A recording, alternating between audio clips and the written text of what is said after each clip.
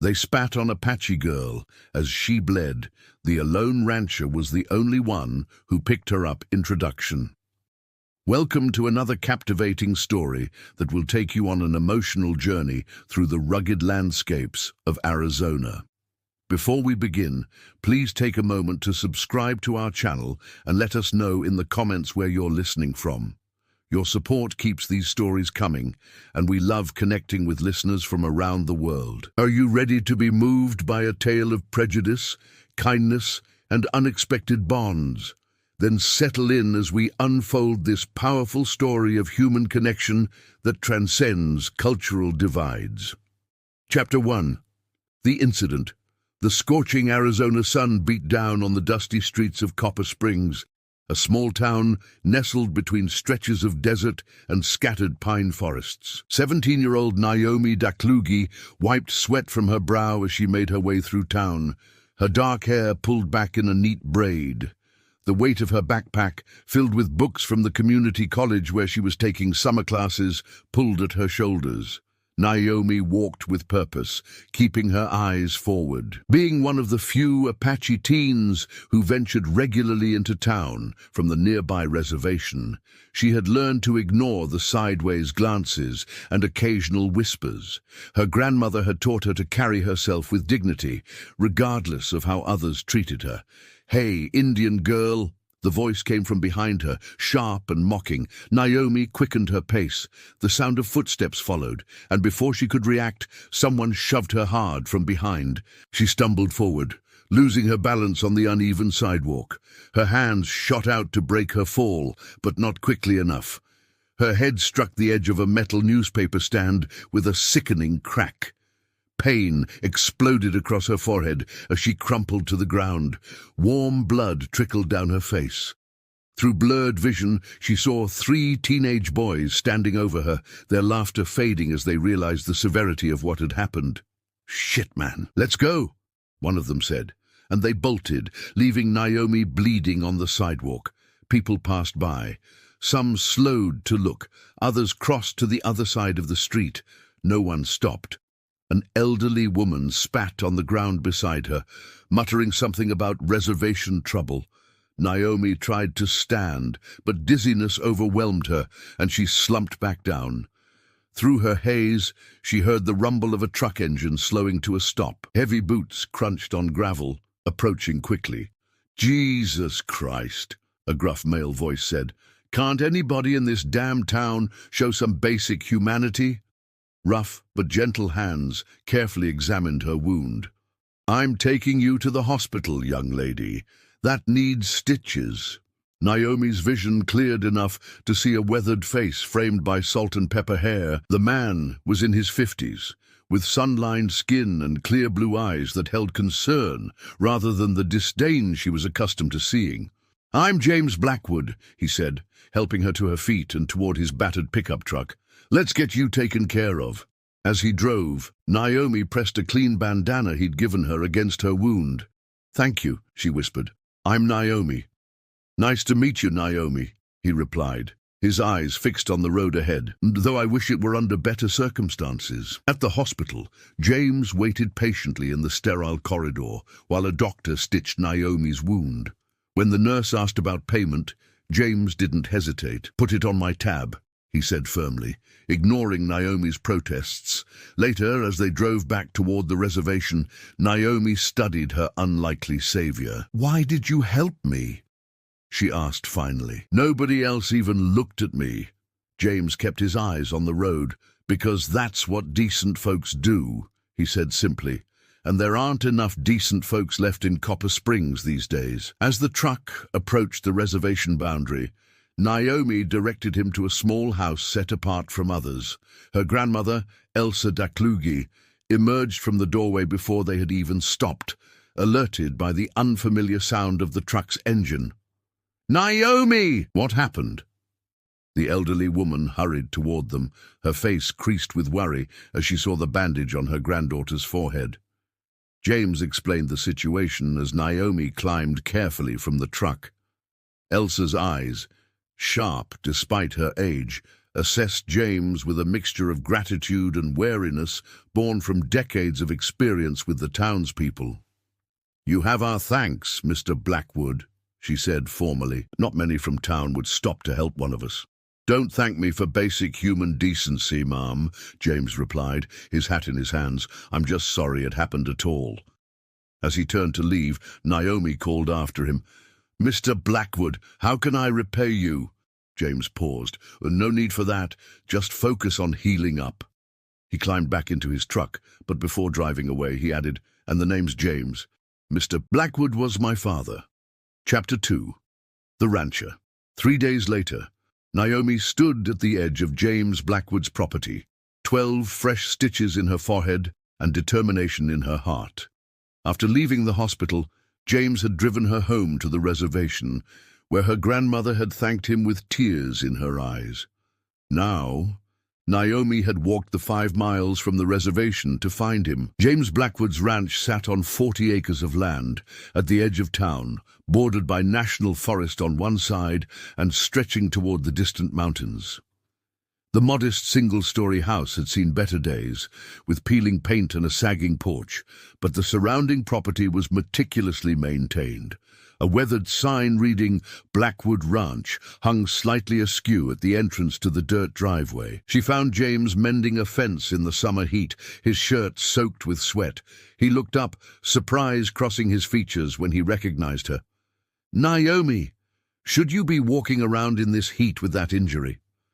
"I wanted to thank you properly," she said, standing tall despite her nervousness, "and to ask if I could work for you to repay the hospital bill." James wiped his forehead with his sleeve. "There's nothing to repay. I covered it because it was the right thing to do." "Please," Naomi insisted. "My grandmother taught me that debts must be honored.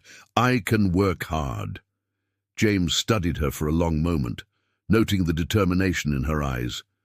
"I could use some help around here," he finally conceded, "but not because of any debt. I'll pay you fair wages." Over cold lemonade on his porch, James explained that he'd been running the ranch alone since his wife died 5 years ago. Their only son had moved to Phoenix, rarely visiting.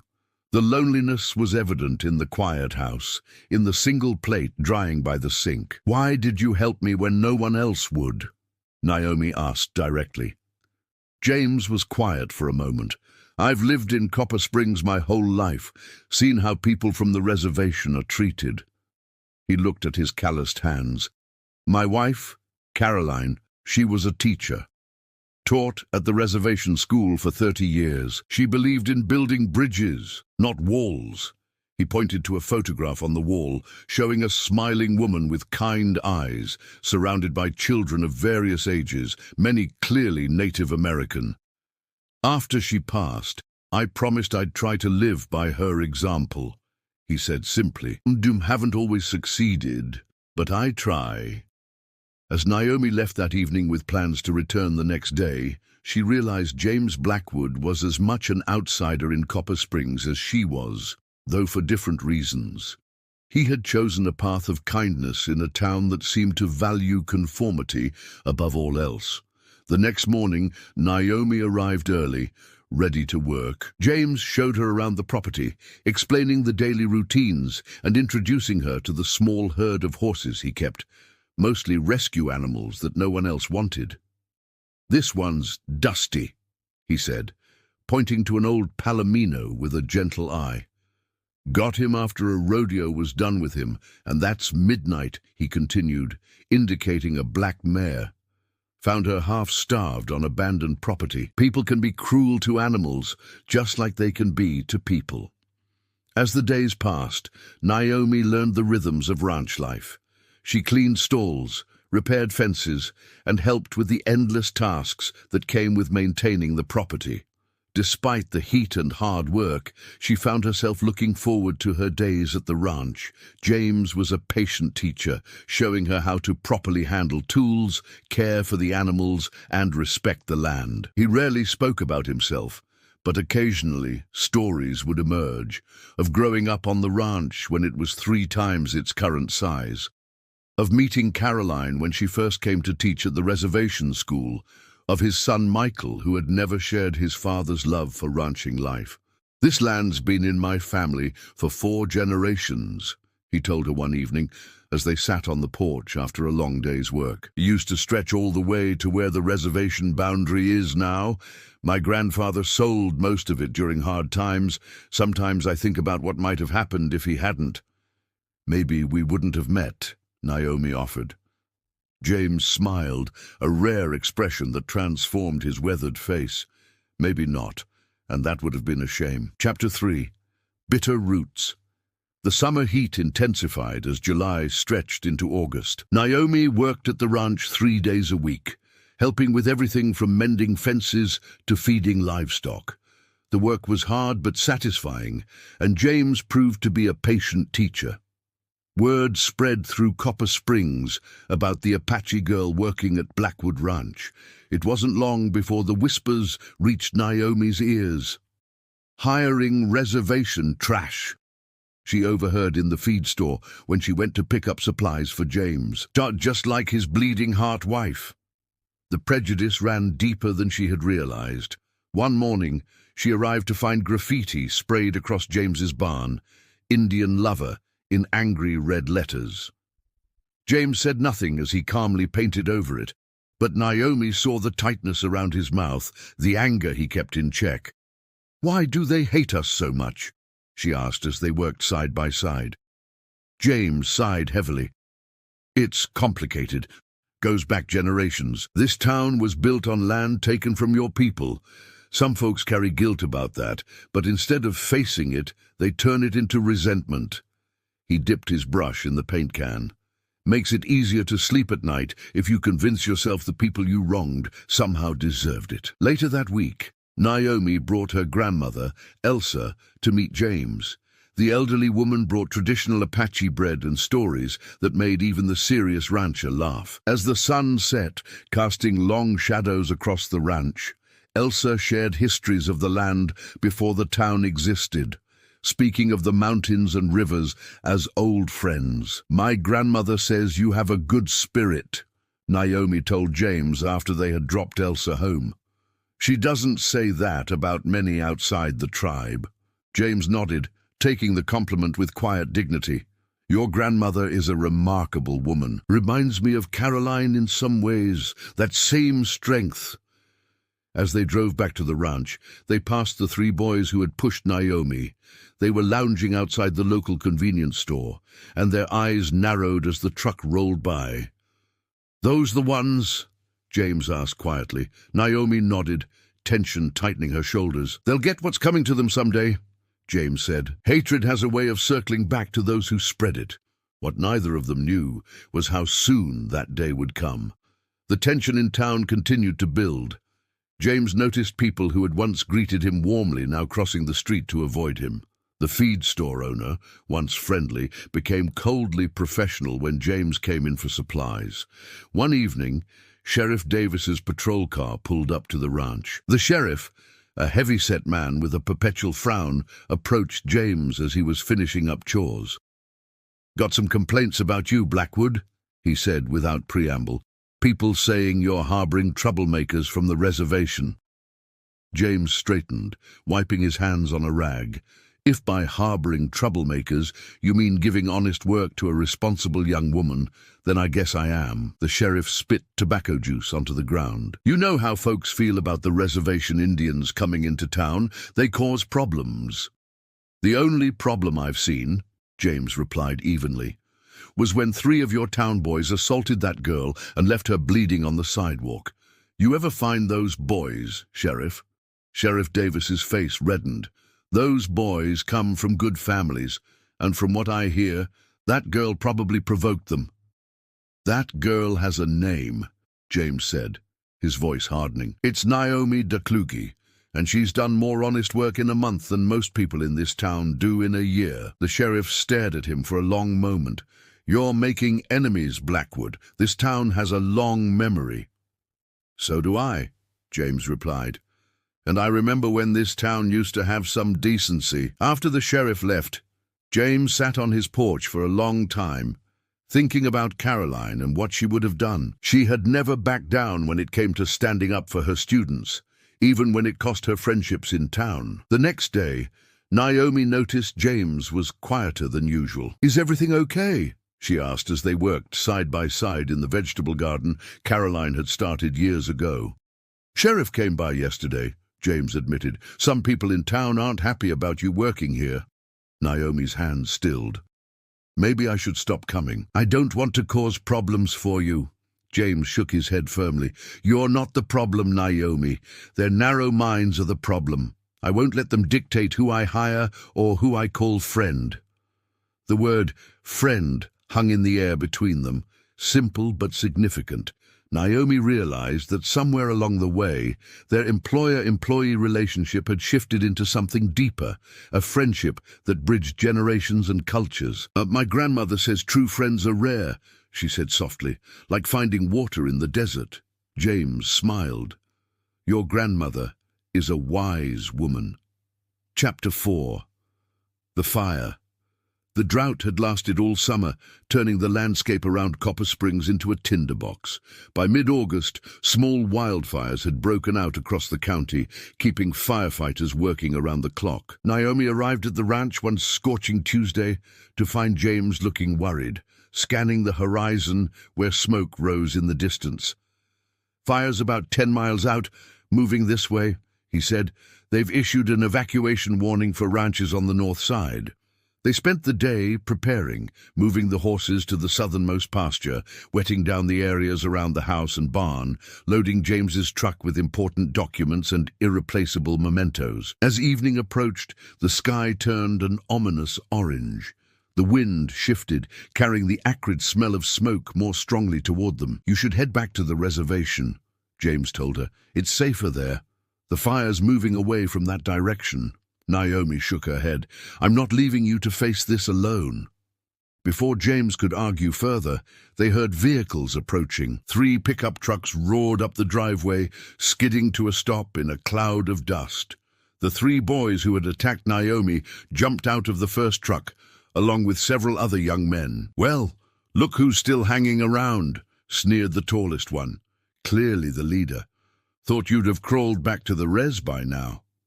"Get off my property, Kyle," James said, stepping in front of Naomi. "You and your friends aren't welcome here." Kyle laughed. "And we came to help evacuate, old man. Fire departments stretched thin, so they asked for volunteers." "I don't need your kind of help," James replied evenly. "Our kind." Kyle's father emerged from the second truck. Tom Mercer owned the largest car dealership in town and wielded considerable influence. "What's that supposed to mean, Blackwood?" "It means I know trouble when I see it." James stood his ground. "And your boy there caused plenty when he assaulted this young woman." Mercer glanced dismissively at Naomi. "She probably provoked them. These reservation kids are always causing problems in town." The tension was interrupted by the sound of emergency sirens. A police car pulled up, followed by a fire truck. Sheriff Davis stepped out, looking grim. "Mandatory evacuation now in effect," he announced. Fire jumped the containment line. "It's moving fast." Chaos erupted as everyone began moving at once. In the confusion, Naomi realized that the horses were still in the south pasture. Without a word to James, she took off running toward the stables to get halters. By the time she reached the pasture, she could see the orange glow of flames cresting the nearest hill. The horses were nervous, sensing danger. As she approached with halters, they shied away, too panicked to be easily caught. Through the thickening smoke, she saw another figure entering the pasture. To her surprise, it was Kyle. "What are you doing?" she shouted over the sound of the approaching fire. "Helping!" he yelled back. "I know horses!" Together, they managed to calm and halter the frightened animals. Leading them back toward the house was slow work, made more difficult by the increasingly poor visibility. "Why are you helping me?" Naomi asked, as they struggled through the smoke. Kyle didn't look at her. "I'm not doing it for you. I'm doing it for the horses." After a pause, he added, "And because what I did to you in town, It wasn't right. They reached the house to find James frantically searching for Naomi. The relief on his face when he saw her quickly turned to urgency. "We need to go now," he shouted. Fire's less than a mile out." In the end, they evacuated with minutes to spare.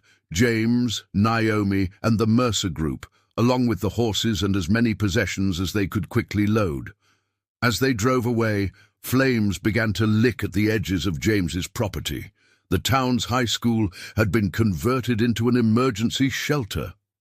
As they arrived, Naomi felt the familiar weight of stares and whispers. She helped James settle the horses in the makeshift corral set up on the football field before they entered the gymnasium. Inside, families huddled on cots, children crying, adults speaking in hushed, worried tones. When James and Naomi entered, a visible ripple of reactions spread through the crowd. Some turned away, others whispered behind their hands. Sheriff Davis approached them, his expression stern. "Blackwood, you and your help can set up in that corner," he said, pointing to an isolated area away from other evacuees. James's jaw tightened, but before he could respond, Tom Mercer stepped forward. "Actually, Sheriff, they'll be setting up with us," he said, surprising everyone, including himself. "They saved our horses. We owe them." The sheriff looked from Mercer to James, clearly conflicted. Mercer's influence in town was substantial. "Suit yourself," he finally said, walking away. As they set up their cots in the Mercer family's area, Kyle approached Naomi awkwardly. "Thanks," he mumbled, "for helping with the horses." Naomi looked at him steadily. "You helped too." Kyle shifted uncomfortably. "Yeah, well, my mom raised horses before she died. Couldn't just leave them." A small connection formed in that moment, not friendship, not forgiveness, but a tiny crack in the wall that had separated them. Throughout the night, news of the fire's progress filtered into the shelter. By morning, it was clear that several properties, including Blackwood Ranch, had been directly in the fire's path. James sat stoically as officials reported the damage. "We won't know the extent until it's safe to return," one firefighter explained, "but that area got hit hard." Naomi placed her hand on James's arm. "Whatever happened, we'll face it together," she said quietly. James covered her hand with his own. "I know we will." Chapter 5. After the ashes. 3 weeks later, Naomi stood beside James, surveying what remained of his ranch. The fire had swept through with devastating force, leaving the house a charred skeleton and most of the outbuildings completely destroyed. The land itself was blackened, trees reduced to stark, smoking sentinels against the sky. Yet somehow, the old oak tree where James had buried his wife's ashes had survived, though its leaves were scorched. It stood as a lone symbol of resilience amid the destruction. "I'm so sorry, James," Naomi said quietly. James nodded, his expression stoic but his eyes reflecting his grief. 30 years of memories in that house. "Will you rebuild?" "Don't know," he admitted. "Insurance will cover some, but at my age." He let the thought trail off. They were interrupted by the sound of approaching vehicles. To their surprise, several trucks pulled up, loaded with lumber and building supplies. Kyle Mercer stepped out of the first one, followed by his father and several other townspeople. "What's this?" James asked warily. Tom Mercer approached, looking uncomfortable. "Look, Blackwood, we've had our differences, but what you did, getting those horses out, taking in evacuees at the shelter, even after how some folks treated you and the girl here." He cleared his throat. "Town's taken up a collection. We're here to help rebuild." James stood speechless as more vehicles arrived. Among them was a tribal council van from the reservation, with Naomi's grandmother and several elders. Elsa approached James and took his weathered hand in hers. "Our people know about starting over from ashes," she said. "We will help rebuild your home as you have helped build bridges." Over the following months, an unlikely alliance formed between town residents and reservation members as they worked together to rebuild Blackwood Ranch. The old barriers didn't disappear overnight. Generations of prejudice couldn't be erased so easily. But cracks began to form in the walls that had separated them. Kyle and his friends spent weekends working alongside Naomi, their initial awkwardness gradually giving way to cautious respect.